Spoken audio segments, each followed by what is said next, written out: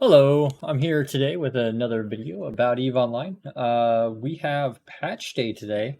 Normally I would have a video coming out for you guys on Monday, but I decided to wait a day and come out on patch day. I just got home from work. I did read the patch notes this morning, and I've done a little bit of discussion on Discord about them. But aside from that, um, yeah, let's just kind of get into it. What we're going to go over is what I feel impacts things a lot, or what I feel is notable in the patch notes. I'm not really going to touch on the faction warfare stuff because that's not my expertise. I don't know a lot about faction warfare.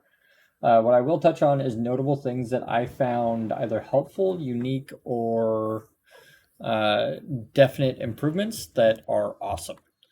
So without further ado, let's go ahead and just kind of hop in and, of course, say hi to the bean because Nika's here. We are petting her, I promise. And Chica's laying over in the bed there. But patch notes, we have pages of notes today. Empires at War, they basically did a whole new setup for faction warfare, which is insane. We're going to kind of go ahead and skip down to Navy ships, and then we'll kind of work our way down from there. But let's go ahead and scroll down. Like I said, there's a whole new system for faction warfare. I haven't even begun to explore that, and I'm working a full-time job right now, so it's kind of difficult to also follow everything that's happening. But basically, they want 5-man groups. Is kind of the TLDR. They want 5-man groups to be running around. They don't want big blobs of people. They want like 5-man groups having fun. Let's go ahead and read the notes on the Navy ships. So we have introduced new Navy ships in the game as part of the expansion. Navy exploration frigates, Navy battlecruisers, Navy destroyers, and Navy dreadnoughts. All these ships come with a strict upgrade. To the Tech 1 counterpart, as well as some new improved audio. In addition, the new destroyers and dreadnoughts have upgraded hulls to stand out in the battlefield. Navy frigates and battlecruisers become available in limited quantities during the pre-expansion events, and details can be found here in the patch notes. The blueprint copies for these ships can be found in their respective militia loyalty point stores. Catalyst Navy issue has one additional mid slot, added 50% bonus to the turret fall off as a roll bonus. Added new Galente destroyer bonuses per level. Added 10% small hybrid turret damage, 7.5% armor repair amount, 15% reduction to armor plate mass penalty. Removed the turret tracking speed for per destroyer level bonus, and removed the fall off bonus per destroyer level. Corsair has, over the regular Corsair, has +1 mid slot and has an added 50% bonus to energy turret fall off. And the bonuses per level: 7.5% damage per level, 7.5 to armor hit points, 10% reduction in neutralizer activation costs, 10% energy neutralizer strength, and then remove bonus to small energy turret tracking per destroyer skill level. Cormorant over the standard has an additional mid slot and a 50% bonus to the fall off, 5% small hybrid turret damage bonus, and 10% shield booster amount. And remove the tracking bonus per skill level. Thrasher got an additional low slot, added Thrasher fleet issue over regular Thrasher. Has one low slot, added 50% bonus to small projectile turret fall off and fall off to the roll bonus. And then it added a rate of fire bonus, 50% micro warp drive signature radius penalty, so the micro warp drive signature isn't going to be as bad. And remove small turret tracking per skill level. So now we're going to get into the dreads. The Moros got an additional mid slot, and then per skill level, the capital hybrid turret damage instead of 5 is 7.5%. It has a 5% bonus to hybrid turret optimal range, which is actually really cool on the Moros. 5% per level armor repair amount got added as well, and then added in a 20% per level bonus to Scrambler and Disruptor strength and optimal range. This is silly. There's a fit that I'm going to do a video on that is absolutely hilarious. Basically, with this bonus and the fact that they have a lot of tank, they become heavy Hicks, which is amazing. Naglifer got an additional high slot, whereas Amoros and Revelation got an additional mid slot. Moros got a mid slot, not a low slot. Naglifer got a high slot, increased capital damage, an additional 2.5% per level, added 20% bonus to heavy stasis and grappler, or heavy stasis grappler fall off, which is awesome. Having better range on the grapplers is strong. 7.5% boost to shield booster amount and a 7.5% bonus to armor repair amount. So armor or shields, it has a solid bonus. I doubt hybrid fits will come out, but it is very possible to do like a shield buffer with armor reps, or a shield reps with armor buffer. Might be a interesting thing. And then that removed the shield booster cycle time bonus. A Phoenix, highlighted in a recent video of mine, it gained a mid slot. That's what made it really powerful. And then the damage bonus went from 5 to 7.5%. And then it also added a 7.5% bonus to the target painter effectiveness.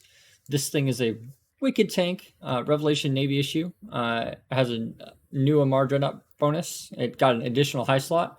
This gives it extra nuke power, and it has a bonus to boot. The capital energy turret damage bonus went from 5 to 7.5%, and then a 25% bonus to energy NOS drain amount and range bonus, which is really cool. Hacks got a major rebalance. I haven't done the pre-homework of this. We'll just say that most of the hacks got changed. The one that's notable to me is the Demos is largely unchanged. I think Demos got a small change to it. Imitar, Cerberus, Eagle, Zealot, Vagabond, Ishtar, Sacrilege. It got a targeting range reduction. So for Burner Serpentis with the Taloses, the Demos is still a viable ship. And then the Vagabond got a target range, increased power grid, but nothing really changed about its guns, so it can still do the Burner Ashimu. So that has not changed. So the Vagabond's still the recommended thing. However, it does have additional power grid. And yeah, with the increased power grid, I might be able to optimize the fit a little bit more.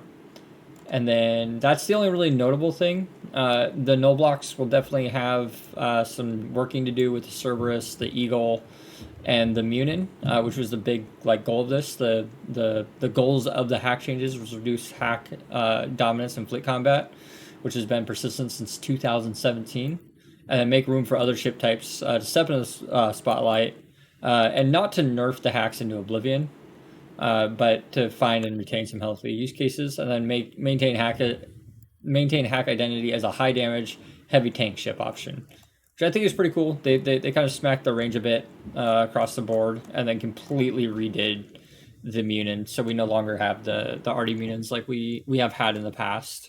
So I'm kind of excited to see how the hack doctrine, or how large-scale PvP happens moving forward, because things will change, and it's basically been hacks online for quite a while.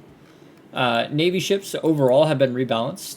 The big notable one, they all got small power increases.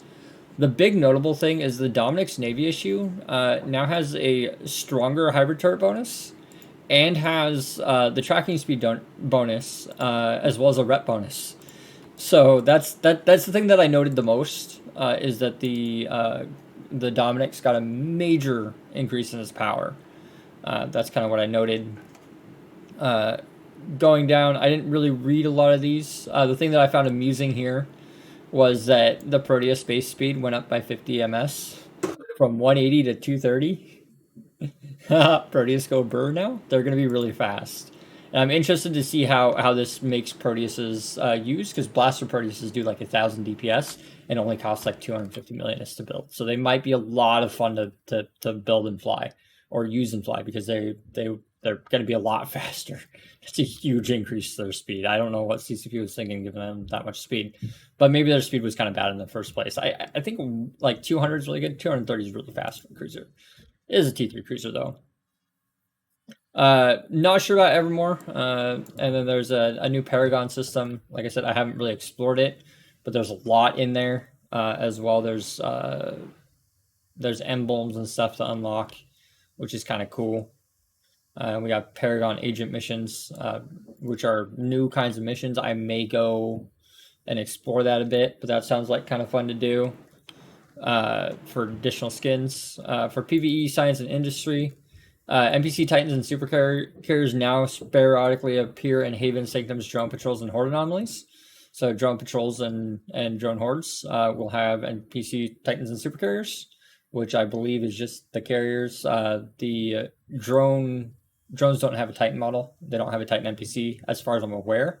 But one may have been added because they specifically said Titans and supercarriers. But drone space has specifically a supercarrier that spawns. And then there's a flat 60% reduction to all Navy ship blueprint copy. Loyalty point cost has been introduced to encourage pilots to acquire and fly with them. So Navy ships across the board with the old ones have been reduced in price by 60%. So Navy frigates, cruisers, battlecruisers, and battleships are now significantly cheaper in the LP store. They still require more materials. And then what I found notable is if they are in the LP stores for the regular level 4 and 5 missions, we'll be seeing Navy dreadnoughts being fairly cheap, and same with the Navy destroyers. Be kind of cool to have the cheap ships. They're cheap upgrades to the regular ships. Makes it almost a no-brainer to upgrade, if that makes sense. I should probably not have that open. We got 2 new skills. For some people, it'll be super helpful. For some people, not as helpful.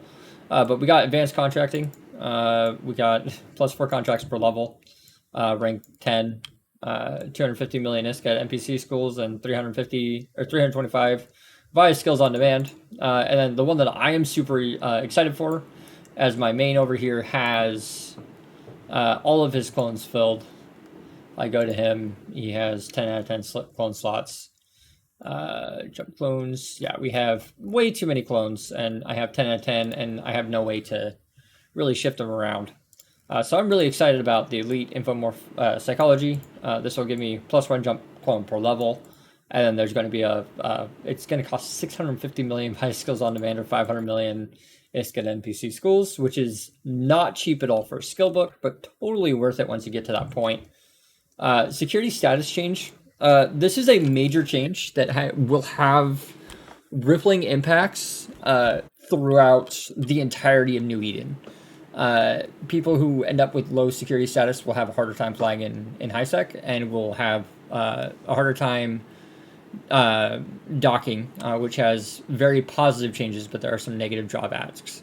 But outlaws, which are characters with negative 0.5 or lower security status, are no longer permitted to dock in high security stations and structures while in ships. That means they have to go in with a clone, dock up, grab their ship, undock to do a suicide gank. That was the intended consequence to this. The unintended consequence is if you do a lot of low sec PvP, you may end up in a situation where it is difficult to travel and get your stuff around in high sec. It'll be very difficult to dock up. Alpha clone state characters can no longer change their safety to red. So you have to be Omega to participate in suicide ganks. I have mixed feelings about this because largely suicide gankers are not alpha.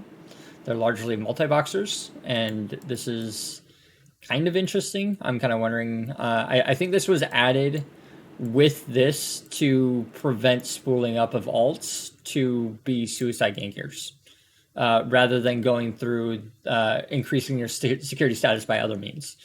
So this is just to prevent getting around the security status penalty of attacking players.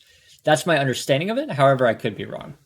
It is no longer possible to run abyssals. So this is kind of a change that I was kind of surprised by, because it really doesn't matter where you run abyss. You're still easily a victim if you get ganked, and it's pretty difficult to get caught running an abyss. So it largely doesn't change much. You just have to get out of the trade hubs.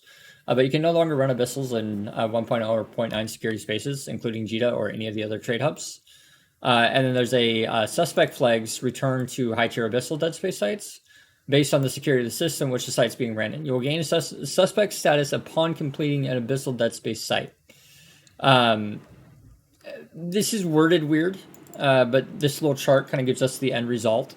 In a 0.6 or below, you will not get a suspect flag going up to tier 3 abyss. But if you decide to run in 0.8, if you decide to run tier 4, 5, or 6 in a 0.8, you will get suspect flag upon coming out. The easy answer out of that, and I'll probably make a video covering this because it deserves its own video. The easy answer out of that is just run in 0.5 systems. And again, I'll make a video on how to do this in relative safety, because this is a very small overall change. It just kind of forces players to kind of spread out instead of all the abyss happening in JITA. For abyssal runners willing to move and willing to kind of get out of the little like secure little area where they are, because less people will be running Abyss, Abyss may become more lucrative, and everybody likes Kikomoras. So Abyss materials are required, and the more people are playing the game, the higher demand they'll go. It's a good thing. Spreading people out also gives opportunity to hunt people who run Abyss while they're moving the materials around, which is kind of cool. That being said, pay attention to the chart. Make sure your security status or your system allows you to run Abyss without getting suspect flag. If you run 0.5, you will not get suspect flags. And then just pay attention to where you're running and what you're running with. Wormholes, the frigate wormholes lifetime got changed from 16 to 4.5 hours. Super happy about this because they're impossible to roll. You can't really roll frigate wormholes. Spawn rate for them has also been reduced, which is kind of nifty. I appreciate this. This is a nice little quality of life change. Upwell structure visuals. I'm not going to read all the notes. I'm just going to go ahead and show you guys my hangar real quick. I'm not trying to show off. I've got a Hulk here. And normally you see your ship. It's pretty neat. But what you end up seeing when you zoom out, you see there's a jackdaw over there. And then you guys were kind enough to provide me with a marshal using my invite code. Very nice of you guys. So when you have a bunch of ships in the bay, they're there. There's also a Vexor hanging out back there. The sad part that I'm kind of down about is capital ships kind of materialize in down a hallway somewhere. And so they're not really included in this hangar. I can go ahead and hop into the Jackdaw real quick. Or sorry, the Rhea, not the Jackdaw. And if I were to go and hop into a hangar that has multiple capitals, they kind of dematerialize the one that you got out of and then materialize the new one. Maybe I can show you guys that as well. But then when you hop around your ships, so if you get into that doesn't work anymore apparently. But when you hop into another ship that's not from a capital to a regular, the camera will actually pan from one to the other. So we're here in the station. There is something over there. We'll go ahead and I think we'll just go ahead and switch over to the Marshal. Actually, that's the web alt rip here. That's what I thought it was. But the camera will just kind of hop over and fly to it, if that makes sense, when you switch a ship. It's actually really cool. I'm still getting used to the camera. You can still spin subcaps, but you can't spin capitals. You have to spin 10 times for the spin counter to come up. But it does come up. It's still there. You can still spin your ships. There's also a new fancy way to spin your ship, which is to mash this button and your ship will kind of hop up and do a 360 and turn around sometimes. Mine just kind of hops up and down, but there's a note in the notes. They joke about it doing a 360. But overall, I really like the new stations. Switching ships is kind of cool now. It kind of flies to other ships. I wish this was in all structures, not just Citadels, because I have a massive ship collection in HiSec that's in a NPC station, and I do not believe these are in NPC stations. Guys, if they are in NPC stations, it'd be pretty cool to show off that collection, because it's a lot of ships there. Now, there's an Onyx there. There's a Hulk there. There should be another Hulk floating around in here somewhere. But yeah, that's kind of what that looks like. Let's go ahead and come back up. They added new sounds. I haven't really played the game much, but we got new sounds for guns, which is kind of cool. They appear to have updated the new player experience. I have a friend currently going through it. I'll pay attention as she goes through the new player experience and see if there's anything notable in there. But they did some little thing upgrades to the new player experience and made it a little bit easier to follow along. Here's where some really cool quality of life improvements reside down at the bottom. I was really happy I caught these and actually read through all these. If you're on a ship when initiating a clone jump, you will now automatically disembark, wait for the timer, and then clone jump. So you can actually clone jump while in your ship now. You don't have to leave your ship and then clone jump. You can just do the thing. Alliance fittings have been added. They are managed by members of the Alliance Executor Corporation who have a fitting manager role. Each alliance can save up to 600 fittings. So no more going to forums to figure out your alliance fits. You can hit Alt-F, open up your fitting window, and navigate to your alliance fittings, which will be super helpful for alliances. Your number of personal fittings for you personally has increased to 500, from 250. I had a couple characters at max 250, and saving additional fits became a headache.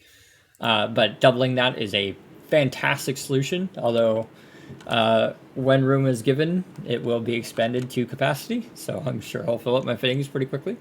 Number of corporation fittings has been increased to 600 from 300.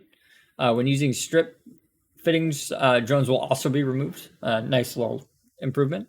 It is now possible to repackage multiple ships even if they have rigs fitted, but again, it destroys rigs, so you can repackage a whole hangar if you wanted to.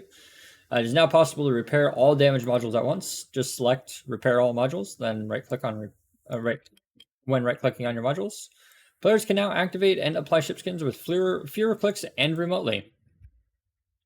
I don't know. I don't know what this means, but cool. Corporations now have access to Evermark Wallet and assign spending rights to different roles. We'll have to see what happens with that. Again, I'm not familiar with that. It just came out. It's kind of new. User interface, there's a lot of cool things in here. Probe scanner window will now indicate when a new anomaly or cosmic signature spawns. So we'll get like a little notification or animation of some kind. Distance to the content displayed in the agency will now consider autopilot settings when showing the number of jumps required. Super helpful. It will actually show how far it is for you. A filter has been added to the F10 map, which displays location of your jump clones. So you can hit F10, view the map, and see where all your clones are. Kind of helpful. The Jump Clones tab in the character sheet now shows the estimated value of implants in each clone. Really?